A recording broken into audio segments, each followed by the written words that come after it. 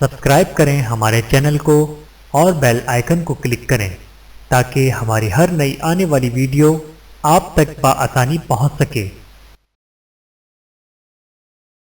بسم اللہ الرحمن الرحیم۔ حضرت صفورہ زوجہ حضرت موسیٰ علیہ السلام۔ حضرت صفورہ حضرت شعیب علیہ السلام کی بیٹی اور حضرت موسیٰ علیہ السلام کی بیوی تھیں۔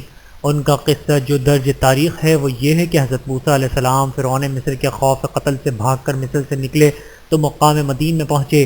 اس سفر میں یہ حال تھا کہ درخت کے پتے اور پھل کھا کر اپنا پیٹ بھرتے تھے، اس کے علاوہ کھانے پینے کی کوئی چیز نہ تھی۔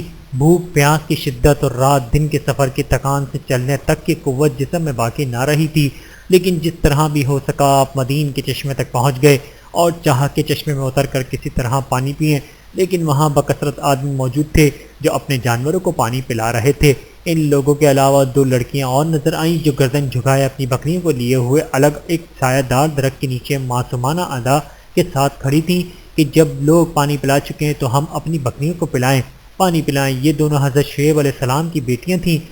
بقول بعض حضرت شعیب علیہ السلام کے بھائی یشر کی عرض، جب حضرت موسیٰ علیہ السلام نے ان دونوں کو دیکھا تو دریافت کیا کہ تم کیوں اپنے جانوروں کو پانی نہیں پلاتی؟ انہوں نے کہا کہ ہمارے والد بوڑھے ہیں اور ہم سے پانی نہیں کھینچا جا سکتا۔ جب یہ لوگ اپنے جانوروں کو پانی پلا لیتے ہیں تو بچا ہوا پانی بعد میں ہم اپنی بکریوں کو پلاتے ہیں۔ حضرت موسیٰ علیہ السلام کو یہ عاجزانہ کلمے سنتے ہی رحم آ گیا۔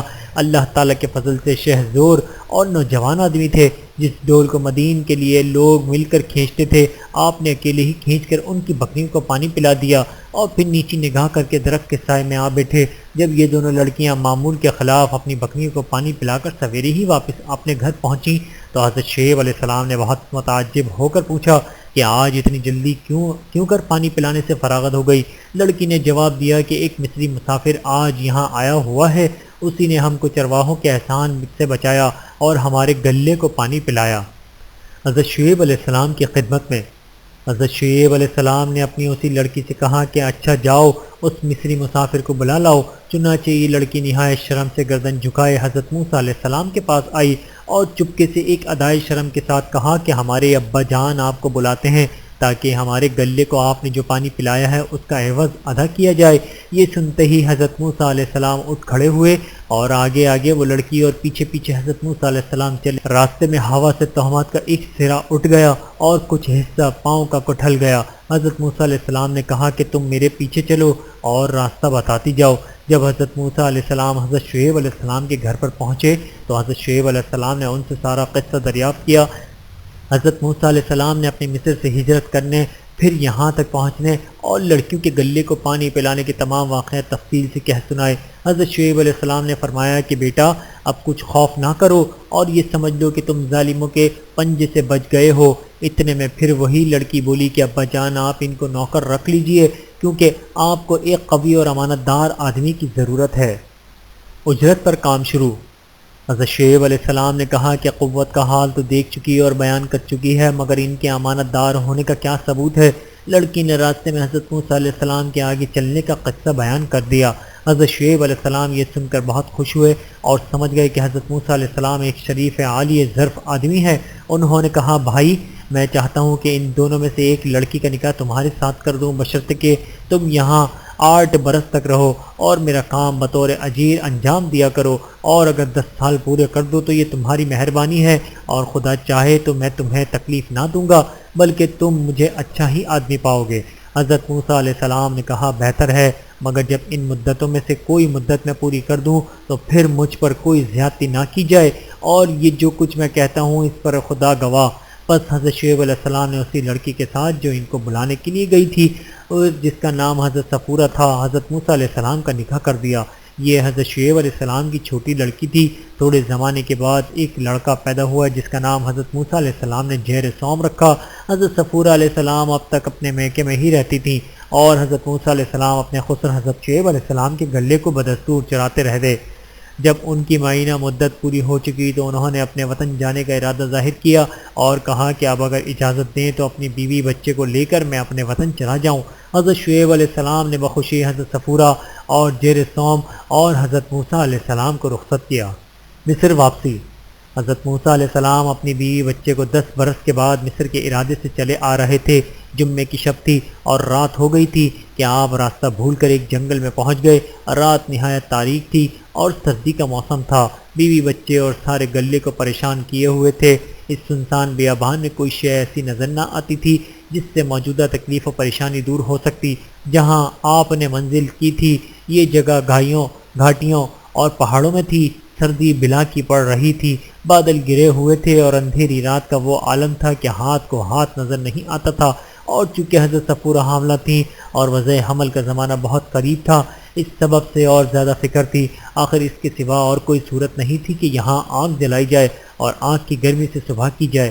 چنانچہ اس تاریکی میں آگ تاپنے کے خیال سے آگ بنانے کے لیے چمچماگ جھاڑنے لگے، لیکن آج کچھ عجیب اتفاق تھا کہ نہ اس سے چنگاریاں جھڑیں اور نہ آگ بن سکی۔ اسی فکر میں تھے کہ کوہ طور کی جانب سے ایک چمک آگ کی شعلے کی سی نظر آئی۔ حضرت موسیٰ علیہ السلام نے خوش ہو کر اپنی پیاری بیوی حضرت صفورہ سے کہا کہ اس پہاڑ کے داہنی جانب میں نے آگ دیکھی ہے، میں ابھی لاتا ہوں تاکہ تم گرمی حاصل کر سکو اور سردی کے عذاب سے نجات پاؤ۔ تم یہیں ٹھہرو اور یہ بھی ممکن ہے کہ کوئی رہنما وہاں مل جائے۔ اگر کوئی راہ بتانے والا نہ ملا تو آگ ہی تمہارے پاس لے آؤں گا۔ حضرت موسیٰ علیہ السلام نے تو کوہ طور پر روانہ ہوئے، ادھر حضرت صفورہ کو درد ذیل شروع ہوا اور اس تکلیف نے موسم سرما میں اور زیادہ دکھ پہنچایا۔ فرعون کے دربار میں جانے کا حکم۔ حضرت موسیٰ علیہ السلام جب پہاڑ پر پہنچے تو آگ کی جگہ نور الہی کی تجلی پائی، ادھر نبوت کی سند ملی۔ اللہ تعالیٰ نے آپ سے کلام کیا اور حکم فرمایا کہ تم بنی اسرائیل کے خلاصی اور فرعون کی ہدایت کے لیے فوراً مصر جاؤ اور کچھ خوف نہ کرو، ہم تمہارے نگہبان ہیں۔ ادھر حضرت موسیٰ علیہ السلام یہ حکم الہی لے کر واپس چلے۔ ادھر حضرت صفورہ کے وطن سے ایک لڑکا پیدا ہوا جس کا نام الیعزر رکھا گیا۔ حضرت موسیٰ علیہ السلام کوہ طور سے اترے تو بیوی کی گود میں ایک ننھے بچے کو پایا جس کی ولادت کو چند گھنٹے بھی نہیں گزرے تھے۔ نبوت اور پھر بیٹا پا کر بہت خوشی ہوئی۔ حضرت صفورہ کا سارا قصہ سنا کر آپ فرعون اور اپنی بنی اسرائیل کو راہ دکھانے کے لیے مصر چلے آئے اور بیوی کو مدین واپس کیا۔ وہ اپنے میکے حضرت شعیب علیہ السلام کے گھر چلی آئیں کیونکہ ایسے موقع پر ان کا ساتھ رہنا بہت دشوار تھا۔